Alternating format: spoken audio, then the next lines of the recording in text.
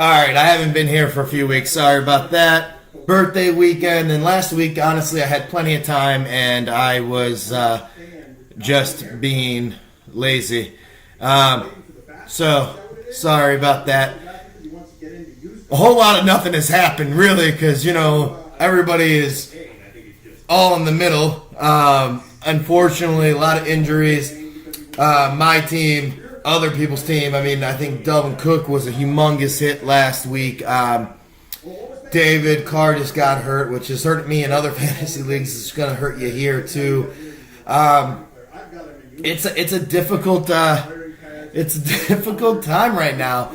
Hopefully your injury didn't last all year. I think the biggest problem right now is Dalvin Cook's injury, mainly because he's a rookie, and it's an ACL. So, two things. Yes, he looked amazing in his games. I was very, very high on Dalvin Cook, as a few will attest to that have spoken to me about it.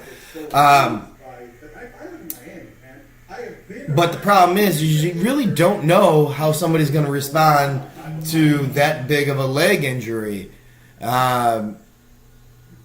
Frank Gore, way back in the day, he hurt his ACL in Miami in the bowl game against Ohio State, and he dropped so many rounds. He would have been a top 10 pick, and he dropped, I think, to the third round, if I'm not mistaken. And now you got Dalvin Cook, who came off gangbusters and definitely looking like a top keeper, and then an ACL. So do you keep him the rest of the year so you can keep him and in hopes that he turns into the Dalvin Cook that he was? Because he's not like a power runner. Like Adrian Peterson was a one-cut-and-go power runner, so his ACL, though definitely hindering, it doesn't hurt him as much as some scat back or very elusive back like a Dalvin Cook is. So who knows if he's going to actually return to the exact form that you thought you were getting, especially in the first 4 weeks.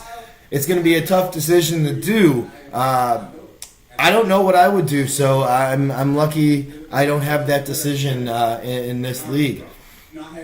But anyhow, as usual, I'll start off. I'm not starting off with it, but I'll start off. Congratulating the winners of Week 4. Week 2 and 3, it's a bygone era. So Week 4, you have Truffle Butter upsetting and putting a big whooping on Wembley, who got another person injured. Julio Jones still wouldn't have mattered, but another person injured. Apparently he'll be back after the bye week without a problem, but who knows? He hasn't even put up huge numbers.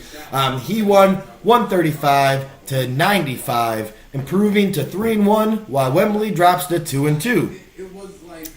Reigning champion Manningsception got the high week by 1 point. Well, 2 points technically. 1 point because of the one, because freshman 15 was on the home team, so I got the +1. But Manningsception 138 over Fraggle Boober 99, improving to 3-1, while Boober drops down to 1-3. Freshman 15 137 to Toodaloo, motherfuckers! The other new expansion team, 102. Freshman 15 bumps up to 2-2 and leading the Fraggle division because of points scored overall. And Toodaloo, motherfuckers, drop down to 2-2. Get some. The lucky winner this week with an 81. He would have lost to everybody but one other person. 81. Now, the lowest score in a week was 37. That was before PPR. So, the new record for lowest week ever in the... I don't know, I'm going to have to come up with a good phrase, but AD, AD, but for PPR, is 59 by I Am D Wiener. So that drops I Am the Wiener to 1-3, and bumps Get Some with his first win of the year to 3-1. Oh, 1-3. Sorry, I was just wishful thinking on my prediction on that one. Dope Burger, proving that he is here to stay with a 123-74. Didn't matter what he did, he was still going to beat Dershfall. He climbs to 3-1. Dershfall falls to 2-2. Dick Pick 6 took a loss, 92 to Sexy Time Explosions, 108. Dick Pick 6 drops to 2-2, while Sexy Time jumps to 2-2.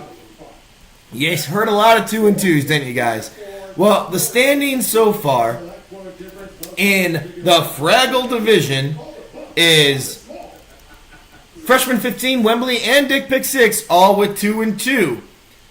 Though Freshman 15 has 502 points for, which leads the league and the division, so he's got the head up. Fraggle Boober is 1-3 and woefully behind in points for. Now, in the Gorgs division, the second division, we have 3-1 teams. Not because their points are that much better than other teams, but their points against are much lower. They only have one team with a points against over 400, meaning that they're averaging less than 100 points against a game. No other division is doing that. So, you have Man Inception, Truffle Butter, and Dope Burger all at 3-1. None with over a 471 points for. And Doziers, well, Doziers are exactly what we thought they were. They're the weak division. Yes, 3 of their teams are 2-2, just like the Fraggle division, but their highest score is 383 points by Dershfall, who is leading the division with less than a 100 points per week average. That's right. Look at the standings, guys. I can't believe I never used that app to separate divisions again. That was absolutely terrible. Dershfall 383 points, Sexy Time 382, Toodaloo motherfuckers 362, and I am the wiener 322. Not only that, but their points against are under 400. In fact, Fraggles have been beating up on themselves because no one has an under a 437 points against.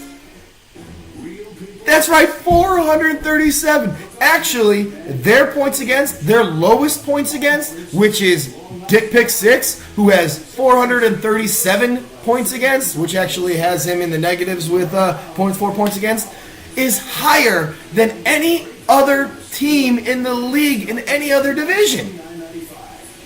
So the Fraggles are scoring, and they're scoring big against each other, and the teams that are going against the Fraggles are really coming into play. Well, Fraggles, I say we team together. We get tough, and I want to see all of us get to the playoffs, except Boober, which we know is not going to happen. Anyhow, Fraggles till we die!